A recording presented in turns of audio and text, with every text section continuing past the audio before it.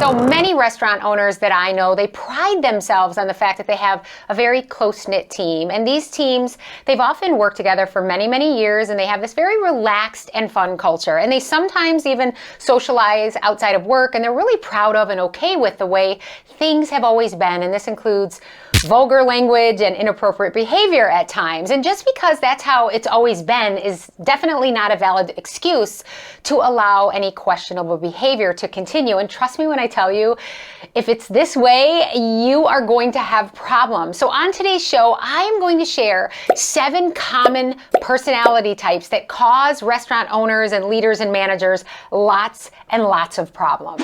Creating a great culture and a great environment in your restaurants and preventing harassment or inappropriate behavior, of course, it can be challenging, but it's imperative that you and your managers and your supervisors get this right. Employees need to know that inappropriate behavior of any kind will not be tolerated. And when it comes to eliminating harassment and inappropriateness in your restaurants, prevention is, of course, the best tool. Anti-harassment training is important, but this alone is not enough. Being able to recognize potentially problematic personality types is key in preventing issues from happening in the first place. So today, let's go over some of the common ones to be on the lookout for.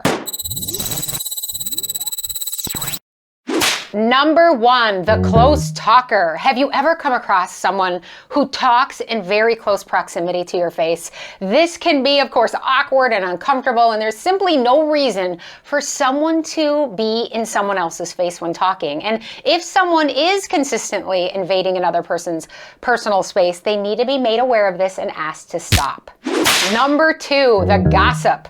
Most restaurants and companies in general have a person or sometimes several people that seem to have the latest scoop on everyone and really do a good job of keeping the rumor mill going. This can cause big problems, and it's very important that managers recognize the difference between valid discussions and pure gossip. The latter you should nip in the bud as soon as possible.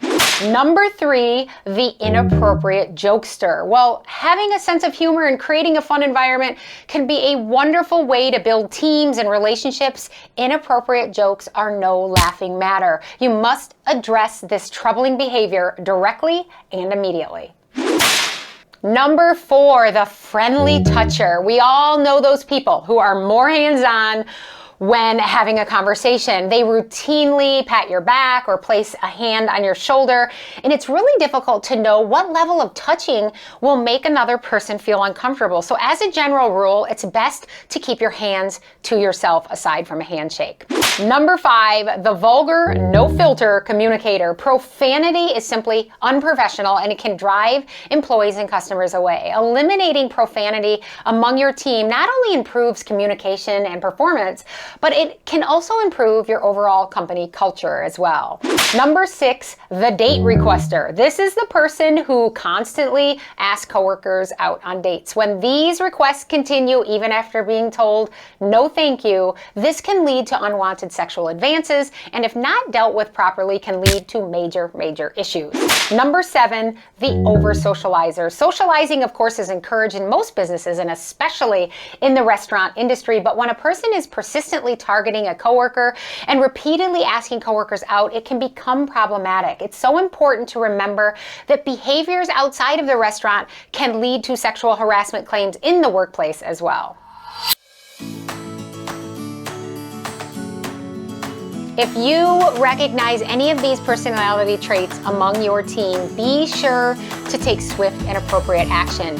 Creating that perfect balance of fun and appropriateness in your restaurants can be a challenge, but it's something that should be of top of mind for all restaurant owners. So we work with restaurants throughout the country. We focus on stuff just like this. If you need our HR support or coaching or guidance, definitely reach out to Megan and me.